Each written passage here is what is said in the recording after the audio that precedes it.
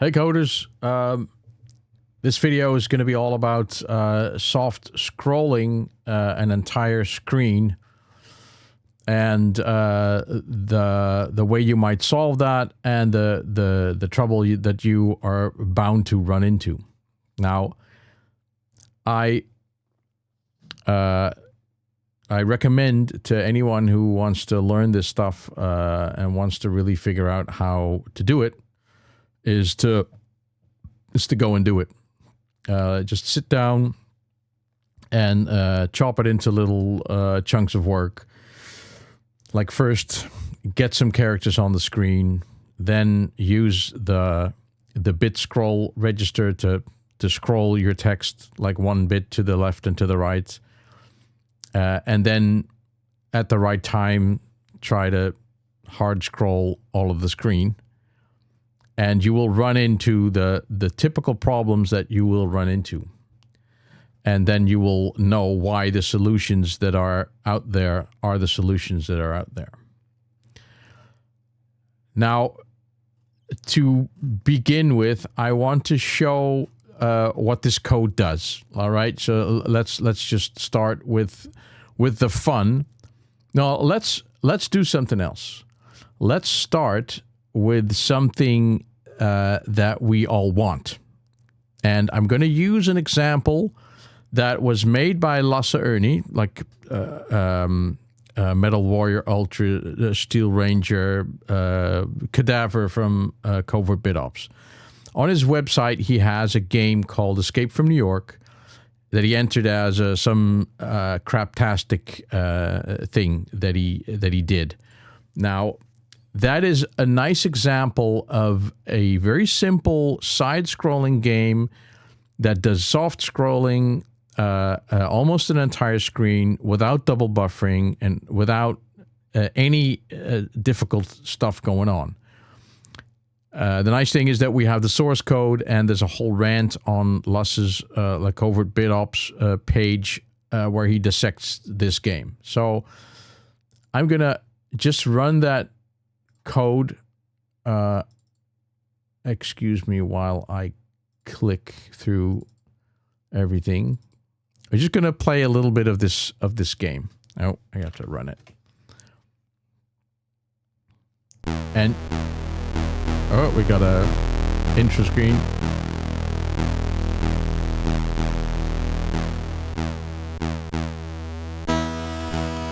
So here it goes. It's color, it's scrolling, it's got actors, it's got bullets, it's got music, scores. Now this is what you want, right? Right. I'm gonna cut it. So this is the source code to that. And this is Lasse's style. And his style is very direct. It's not very well documented, but his dissection goes through every bit of it. So, but it has some very interesting code that is very useful. And I'm gonna take some of that, and you're gonna see that in my code as well. My code isn't a complete game. It's just an exercise. But I do, there's a scroll function here. Let's see if I can find that. Right, this is the scroll function. So, and this is the bit that I wanted to look at. Scrolling, soft scrolling is like the Commodore 64 has a soft scroll register where you can scroll the entire screen painlessly and instantaneously 8 bits to the left and to the right. Whatever happens after that is your task. So somewhere along this task is that you have to scroll the entire screen in one direction, the direction that you're going, left or right. In this game that you just saw, I can only move to the right. So, and what you don't know, but I can tell you, is that the color RAM is all a homogeneous color. it doesn't require scrolling. So this game only scrolls in one direction. It does almost the entire screen. It doesn't use double buffering, and it doesn't scroll the color RAM. So that's a whole lot of work that doesn't need to be done. The natural thing to do when you get the assignment, like scroll all of the characters on the screen, one character to the left or to the right, will be to get a table and then to go past every character, like every column of every row. So you'll make a nested loop, maybe, and you'll have 0-page pointers pointing to a location, and then you're going to copy all the bytes. Now, Lasse boils that down to something very simple. First of all, we don't do indexed, what do you call it? Indirect indexed addressing, because that is expensive. Like we don't point to a memory location to find a memory location and then add an X or a Y register. We make it simple, and we unroll our loops. Unrolling a loop means that you just write out every copy command.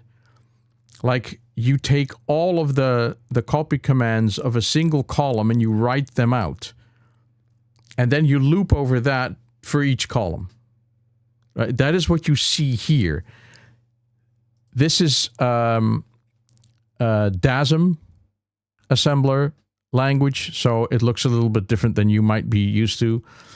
This is where we set the n is just a variable, to 4. We say we repeat this 10 times, and in every repetition we increase n by 1. This formula calculates the start of screen memory plus n times 40, so n is a line number, plus 1, and we copy that to the previous location here. So as you can see, he does this from 4 to 10, because we repeat 10 times, and then we do it from 14 to another 10, from 14 to 24. So lines 4 to 24, or 5 to 25, depending on whether you count from 0, yes or no. And you do that 39 times, so 39 columns. This is how this is the entire scroll routine, the hard scroll. This is as simple as it gets. You'll see that when I tried to implement this, I managed to make it more complex. But this is as simple as you can write that out. Now, in a game, of course, you'll have a map. And if you scroll the entire map to the left, you can discard whatever went on the left, but you have to fetch the new column from your map data. Now, in my example, find this code. I will put a link in the description and look at it and read the rant. Then you'll know a little bit more. This is my code. I will show you what it does. You'll see some things going on. First of all, the top few lines is 5 lines. They are empty, and they are stationary. They don't scroll. For that, I use a raster interrupt. That's interesting as well, but it's a different subject. You can see a little number 7 there. That's the current bit scroll position. That goes from 7 to 0. That's all it does. I can go in 2 different directions. You can see the text. I just copied text into the RAM, the character RAM area.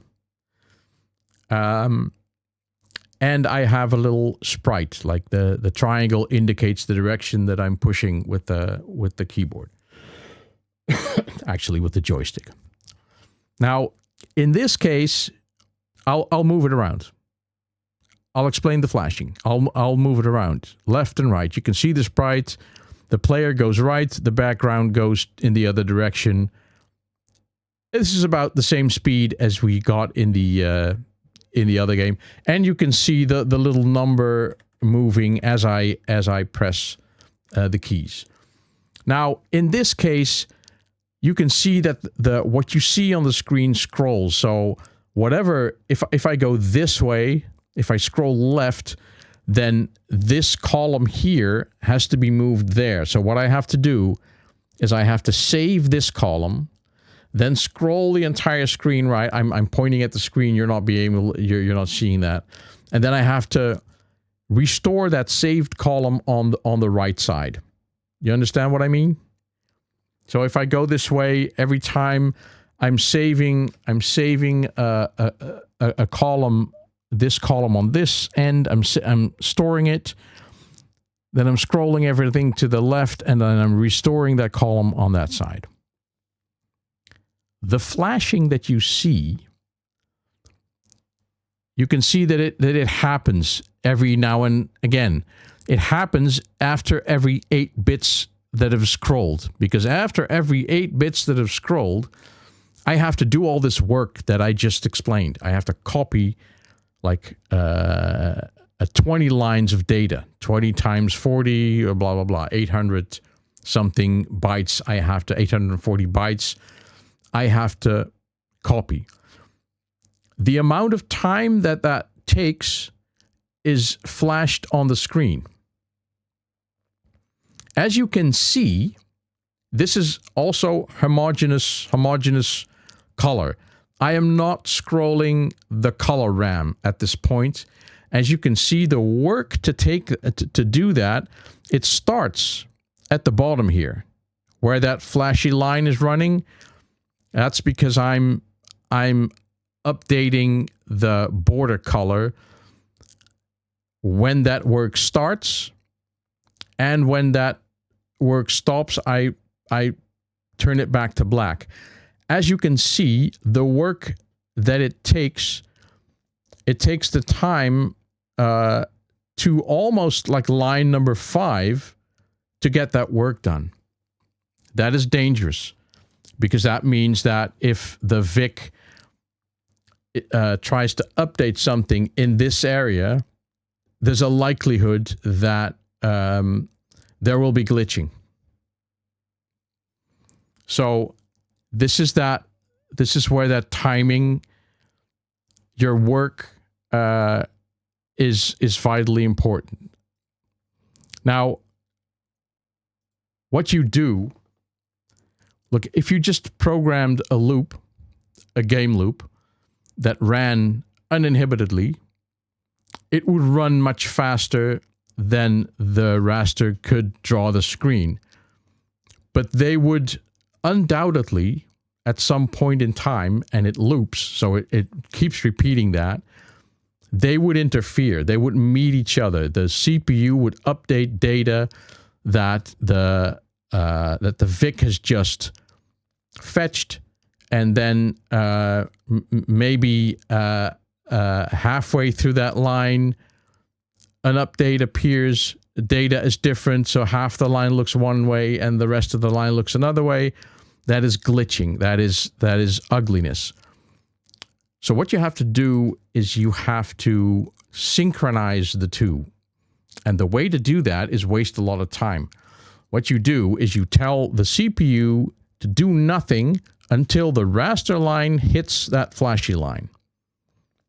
At that moment, you can start doing work, and you know it will not interfere with what the VIC is drawing on the screen. Now, it is up to you to make sure that that work finishes before the raster starts drawing again. So that's not most of the time that you have. That's a little bit of the time. Now, if you follow the channel, you will have seen me write Supernatural or talk about Supernatural. I didn't write that. You will see that the amount of work, because there's no scrolling in that game, the amount of work to be done during every game frame is so little that it never reaches the top. Here you can see that simply copying 840 bytes is a lot of work. And I'm not even scrolling the color RAM. So if you have a game that also has color RAM to do, that's going to add to this work, you'll never make it. It is impossible, no matter how efficient you are. And that's where double buffering comes in, because then you can do the hard scrolling off screen, like in an area of memory where the VIC can't see it, it's not using it, but you can change it all you like, and you can split the work across 2 frames, perhaps. And you can do that. Lasse does that. I will show you where he does that. If I go back to the Escape from New York code, and I think it's called wait ras. There. He has a function called wait ras. And if you go to the game loop, he gets joystick data, he moves the actors, he does the player shooting, spawning enemies. And that's when he knows, well, once I've done this work, my white flashy bit is back to where the raster is going to draw stuff again. So I call wait ras at this point. But you have to know how much work this is, right? You have to test for that. And then you just call wait ras. So you make the CPU wait again till the bottom of the screen, and then you let it do some more work. Oh, again, more work. Call wait ras. So that's already not 50 frames a second, but 25. Another wait ras is like 12 frames per second, and that's it. But he has, so this work, including the do scroll, isn't enough to fill the entire screen. So, but he has to call this wait ras function twice to distribute the amount of work over several frames. So if you hear people saying, hey, I made a game that's 50 frames a second, they've managed to get that work down to the single frame. You know, that's commendable. Now, I'll take a sip of water.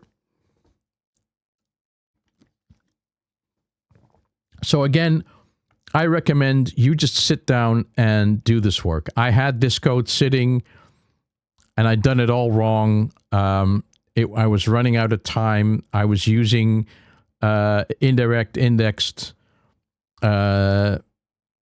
addressing modes, and I was making loops, and I wasn't even updating the color RAM, scrolling the color RAM, and I couldn't make it, and I abandoned it. And then recently I started again, and here I am.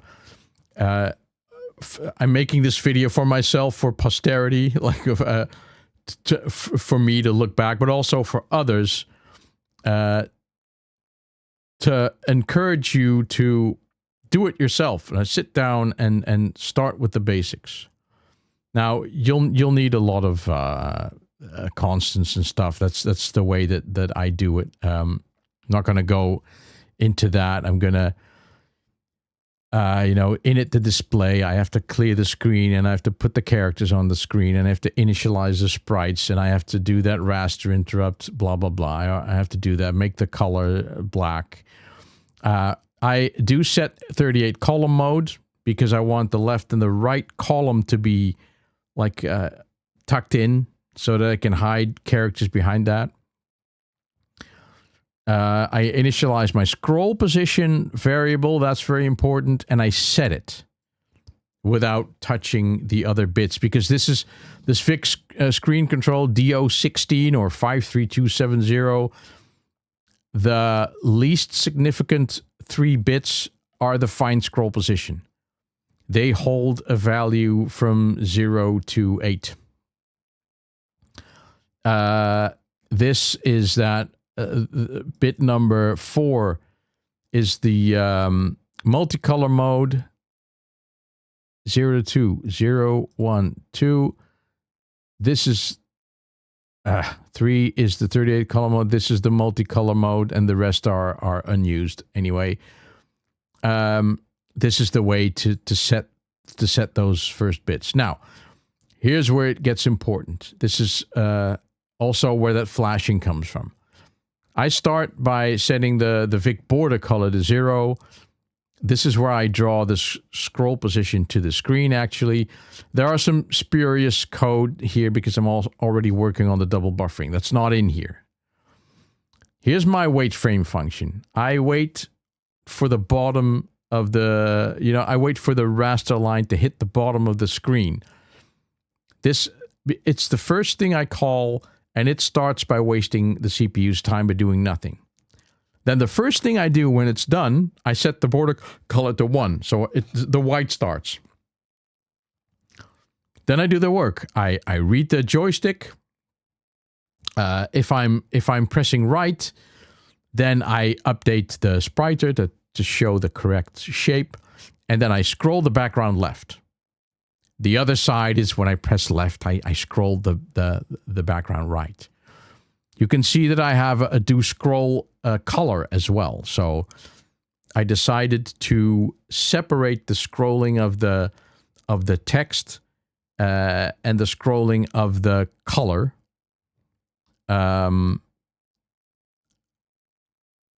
But as you saw, it was all one color. Nothing is basic. You can't see what is happening. That's basically what I'm saying. Now, this soft scroll left, we'll have a look at that. I did some scroll delay stuff. We can skip that. And this is where the fun starts, basically. I look at the scroll position. Like we start at 7, right? That's where we initiated. And we've pressed left. If we're not at 0, then we just decrease it and we update the DO16 register. That's all it does. And it does RTS. Work done. Right? And at the end of that work, I can set the border color back to black, and that's what you see with the flashing. If it is at 0, if I decrease this value to the point where it is actually 0, then I have to turn it back to 7, and I have to hard scroll the screen, and then jump here to actually update the. Because the second I update this DO16 register, the text scrolls. But now I've done 8 of them, and now I have to do the hard scroll. So Lasse had his macro. If we go back, if we go back to do scroll. He had his macro. His macros look like this, which when I saw this, I thought, damn, he's bested me again. Like, I'm even making this simple. These are my macros. So if I see this, my hard scroll screen left function is pretty simple. So the first macro copies the first column to the backup column between lines 4 and 24. Then I scroll lines 4 to 14 left, and I scroll lines 15 to 24 left. And then I copy the backup column that I just backed up here to the last, which makes the loop. I set color scroll pending to 0 so that I don't later on in the main loop also scroll the color RAM. As you can see, I'm splitting this work, and that is because I'll just show you. If I scroll character RAM left, scroll, where are you? It's down here. Scroll character RAM left. This is it. As you can see, there is a branch here.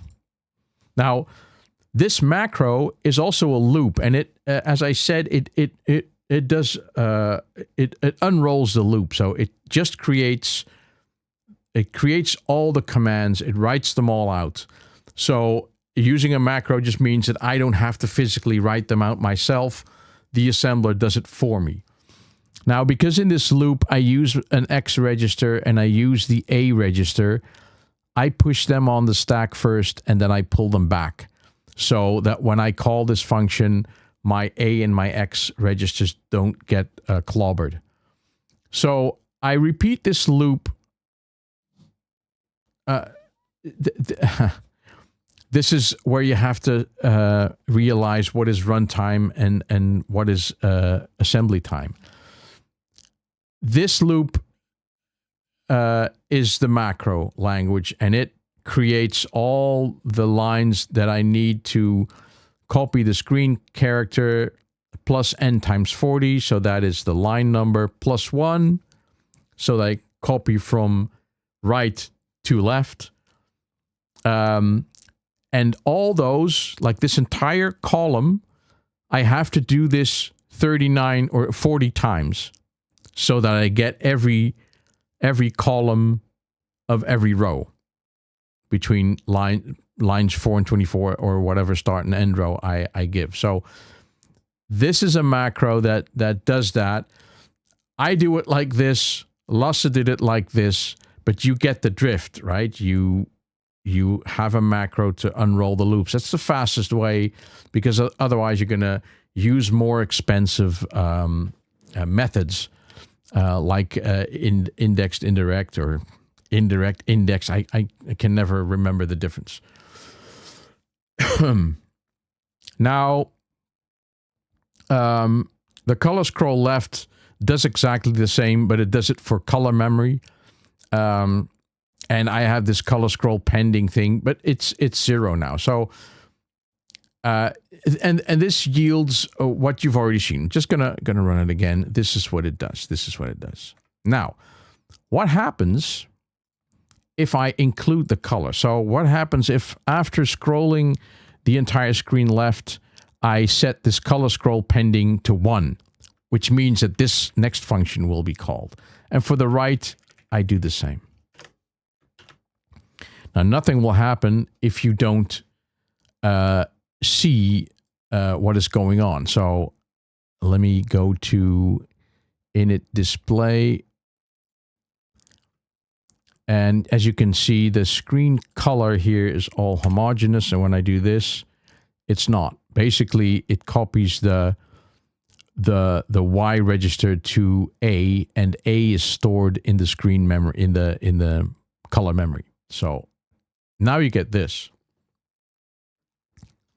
But watch the amount of work. So now it's no longer homogeneous RAM, color RAM. It scrolls, but look at the amount of work. Look at the amount of work. Look at the insane amount of work. So because now I have to copy 840 bytes twice. You see that? Almost an entire frame. And you can see the glitching, because now you are certain, like, the work that is being done by the CPU is definitely going to interfere with what the raster is doing. And this is the reason that if you have a game that has to have color RAM scrolling, then you must divide the work over several frames. It'll slow down your game, but there is no other way. All right, there is no other way. And the only way to know this is by doing these. Like a trick like this will tell you soon enough, like, this is way too much, right?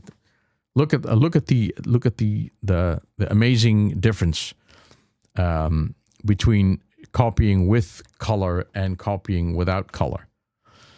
So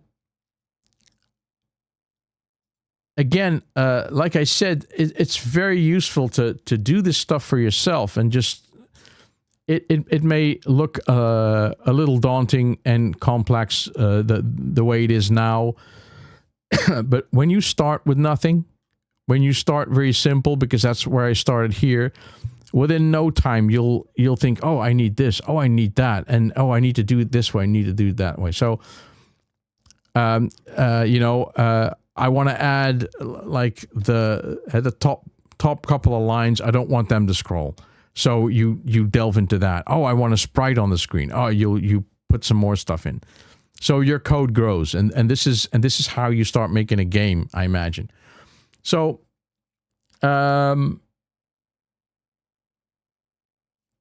this code will not remain the same. I have a repository on my GitHub. I'll link that in the description as well. You can clone it if you want, and play with it, because that's gonna help you as well.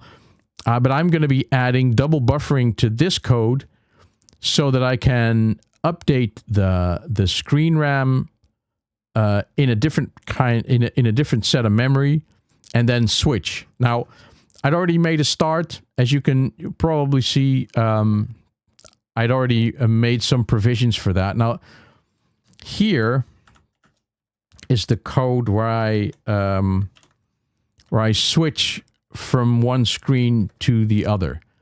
Now, what I've done, just to demonstrate to myself, is that if I go one way, I show one screen. If I go the other way, I show the other screen. So this is not yet double buffering, but the start is there. By the way, I forgot to uncomment this. This will make you see the difference between the normal character scrolling and the color scrolling. Did I do that here as well? Yes, I did that here as well. So we can turn that on. And now let's just see what that does. You will see the information on the screen change. If I go left, you get this. If I go right, you get that. Now you can see the white work is the character scrolling. The red work is the color data. See that? How that is, how much that is, how much work that is. That's amazing. I like this. By the way, it looks it looks nice. So I'm going to be changing this code. I'm going to be adding double buffering so that I can change the way the screen looks in a bit of memory that is off screen, and then switch when everything is done. And we'll see how that works.